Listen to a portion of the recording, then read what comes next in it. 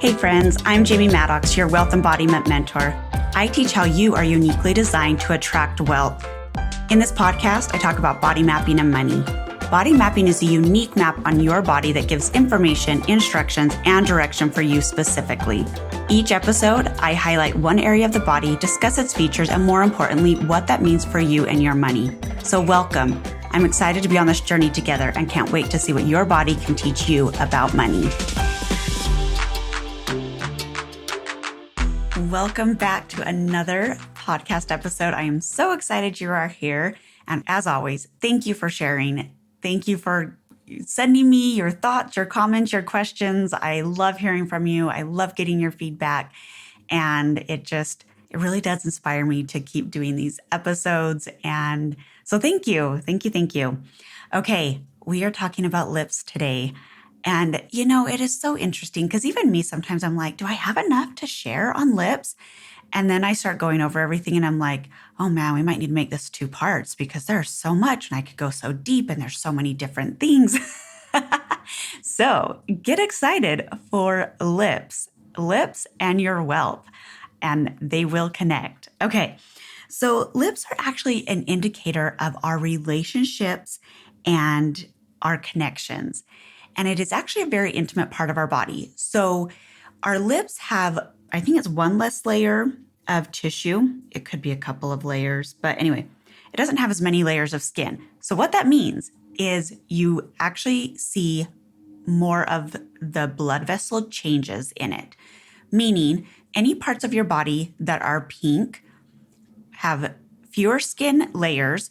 Therefore, when there are changes, they get more pink or less pink. They change colors, okay? And that's an indicator that it is actually an intimate part of our body. So our lips are an intimate part of our body. And hi, that totally makes sense, right? Like we kiss people on the lips, right? Okay. But also our words can be really intimate. So with this, one of the fascinating things is that our lips and the color of our natural lips can show us the health of our relationships. Let me say that again. The color of our lips can show us the health of our relationships. Okay, isn't that like the coolest thing ever? Because here's the thing. When you have healthy connections and you're speaking words and having conversations with people that light you up and fulfill you on a deep soul level, your lips are going to be brighter and more vibrant. They'll be pinker. Is that a word? They'll be more pink. They will just have more color to them. Obviously, there are different shades, okay? Because again, whether your skin is super light, super dark, there's going to be different shades of this. But so go off of what the rest of your skin is, see what the color changes for your lips, and then watch your specific lips and what colors they change. Does that make sense? When we have fulfilling words and we have fulfilling connections and we have these deep, powerful relationships where we feel seen, where we feel heard, where we feel connected, our lips and all the pink parts of our body are going to be more filled with color, more filled with passion and vibrancy, right? And isn't that what we all really want? Like, I believe on a soul level, all of us really just want to live a life where we feel passionate about what we're doing, where we feel that we have purpose, where we feel like we do have relationships and connections that support us and uplift us and help us towards who we are, what we want to become, and what we want to do and accomplish, right? And let's be real, we need money to accomplish all of that. I probably have mentioned this before, but if not, there's a fabulous book by Wallace Wattles. The title is The Science of Getting Rich. And it's a really old book. It's free on the internet because it was like before books were published. Anyway, I could go find all the details, but I'm not going to. But if you just type in to the internet, Wallace Wattles, The Science of Getting Rich, you can find a free copy online. Or if you sign up for my Upgrading Your Wealth Conscious program, you will get a copy in there along with a recorded version of it. So if you're like, I don't have time to read it, or you just prefer listening to audios, you can get that course for as low as $25 and you can get a recorded version of it. Okay, so there we go. But in there, he talks about how we cannot fulfill our full creation, our full measure of who we are without a lot of money. So when you think about it, our talents and abilities, it takes money to develop them. If someone's going to learn the piano, majority of people, not everyone, but majority of people are going to need to take lessons.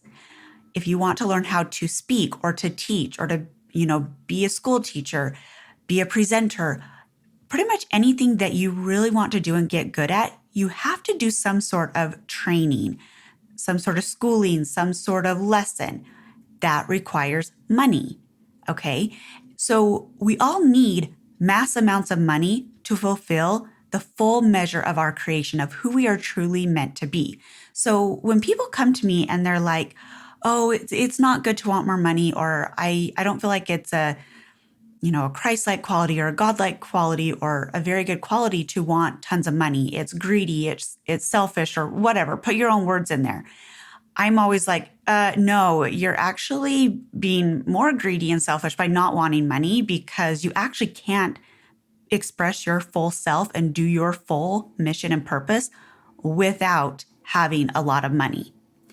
So this is really interesting because this is not where I thought this episode would go, but that's what needed to be shared. So I invite all of you that if you have had any beliefs that wanting and desiring more money made you a bad person, quote unquote, I invite you to release that, to shift that, to change that to, oh, actually, I need more money to be the person I'm meant to be, to fulfill what I am on this earth to fulfill and meant to fulfill. Okay. So what does this have to do with our lips, right? Well, part of it is because our message, the message we share on this earth, is usually connected to money, because when we are sharing our message and sharing what we are meant to share, that's usually what's going to bring us money in. Okay. So if we have the message and the relationships that support us and we're able to share it powerfully, then we are actually fulfilling our creation. Okay. Now, I don't give measurements on this podcast. Again, if you want your specific measurements, schedule a body mapping session with me. The link is in the show notes. Okay. They're so powerful, and we can do your lips specifically if you want. But someone who has fuller lips, okay, and usually we know those people, right? They usually most of their life have gotten comments like, oh, your lips are beautiful. They're so full. Okay. That is awesome. They tend to talk a lot. People with fuller lips, they can also sometimes be full of it with what they're talking about. Okay. Not always, but they can be. People with thinner lips, they tend to be more quote unquote tight-lipped. So when you think about that, they tend to not share as much. They keep more to themselves. They don't necessarily talk as much. Okay. Again, neither is good or bad. It is just information. Okay. Now, we also have to kind of talk about the mouth a little bit when we're talking about the lips. So the wider the mouth, these people tend to also talk a lot, and they tend to kind of like put their foot in their mouth a lot. Again, going with the colloquialism. Did I say that right? Okay. So a lot of times they're just speaking, and then they're like, oh, I should not have said that, hurt somebody, or that was embarrassing, or X, Y, or Z, right? So they tend to put their foot in their mouth a lot, okay? The smaller the mouth, again, they tend to share less, and they keep more things to themselves, and they're not meant to share a lot. They also don't usually put their foot in their mouth. Like, they're pretty measured with their words, and they only share after they have thought a lot of things through, and they're kind of more measured with what they're saying and more thought out about what they're saying. Now, there is beauty in both, absolute beauty in both. And that's what I love. And that's why we are all diverse, right? Okay. So that's the mouth. So now we're going to the lips specifically. So some of you are like, well, one of my lips, like my top lip is bigger than my bottom, or my bottom lip is bigger than my top. Okay. This is like one of my favorite things to look at on people. I know. I think I say that about like almost every body part. I just find people fascinating. Let's be real. And again, since learning body mapping, I'm like, I love looking at people even more. Okay. So if someone has a larger bottom lip, they have a message more specifically for people 30 and under. Okay, so a larger bottom lip, they have a message that is more geared and focused and more meant for people 30 and under. People that have a larger top lip, they have a message that is geared towards people 30 and older. Now, if you're like, wait, I can only speak to those age groups, absolutely not. There's always training, there's always learning, we still have choice, right? But your natural ability is towards those age groups. So some of you might be like, oh, sweet, I have a larger bottom lip and I teach grade school. That's fantastic. Beautiful. Some of you might be like, I'm totally in the wrong place and field. Okay, so that's where you get to check in and be like, well, does it feel aligned for other things? Or have I been wanting a change? And maybe this is that permission, quote unquote, not that you need it, but maybe this is your permission to make a shift, to make a change in your life so that it does align with your natural abilities and your body better. Okay, so people that have proportionate lips, theirs comes down to training. Who do they want to speak to?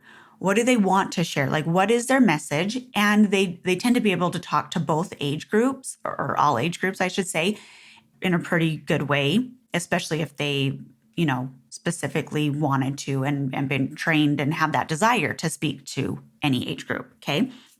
So I hope that makes sense that really, like I said, we all have a message. It's just how we choose to deliver it. Okay.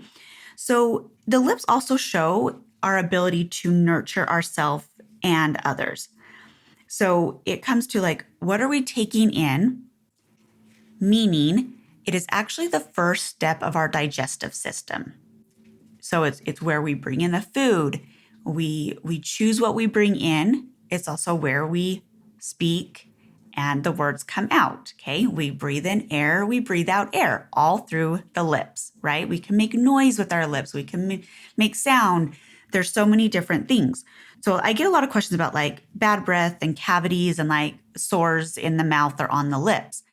Cold sores, especially around the lips, are unexpressed angry words towards other people, usually other people. Sometimes it can be towards yourself. Any mouth sores, it's usually the words that we are holding back and we are holding in, and they are literally festering within us. So if you're someone that has dealt with cold sores, I want you to maybe like just look back in your life. When have you had cold sores? And just think about those times and be like, okay, were there situations or people or things happening that I was holding back angry words or festering words or different things? And this isn't to say, okay, great, next time you get a cold sore, just unleash on everybody. No, I'm not saying that. What I'm saying is that it's that awareness to say, okay, I obviously need to get something out. Maybe I'm going to go journal and I'm going to just write it all out, and then I'm going to burn it or read it out loud in private and then burn it. Or maybe I'm going to go on a hike in the woods all by myself and I'm going to speak out all these angry words so no one can hear, but I am expressing it. I'm getting it out. I am letting myself feel it. And then I can move through it and the cold sore can heal more quickly. Because even with bad breath, it's usually rotten thoughts. And this can be, so like when I say rotten thoughts, like, so a lot of times it's like judgment towards yourself or towards others. So if you don't normally have bad breath and all of a sudden like you're like, oh my gosh, I have bad breath. Look at what your emotions or what connections with that person that you're talking to just shifted. Or what did you think about yourself that just shifted in the conversation? Now, again, are there other physiological aspects to bad breath, cavities, cold sores? Absolutely. It's more if this is a reoccurring, ongoing, or chronic thing that happens. And it's also, even if it's not chronic, knowing the energy and the emotion behind it can still help it to shift more quickly or to heal more quickly. Okay. So again, we are multifaceted beings. We're physical, mental, emotional, spiritual beings. Okay. A body, a mind, a spirit, a soul. Okay. So that's why we want to, as we have these different experiences in our body, we want to look at all these different aspects of ourselves and approach ourselves in each of the directions. Okay. So if you're like, well, great, I have bad breath all the time and, blah, blah, blah, whatever, then I invite you to just think, okay, what judgments that are negative am I having towards myself or towards others? Do I need to shift who I'm around? Because maybe you're having all those judgments because you're just not with the right people. And if you were to shift your location or the people that you spend time with, it might just suddenly heal itself. Or maybe you need to work on your self-talk and how much you're judging yourself.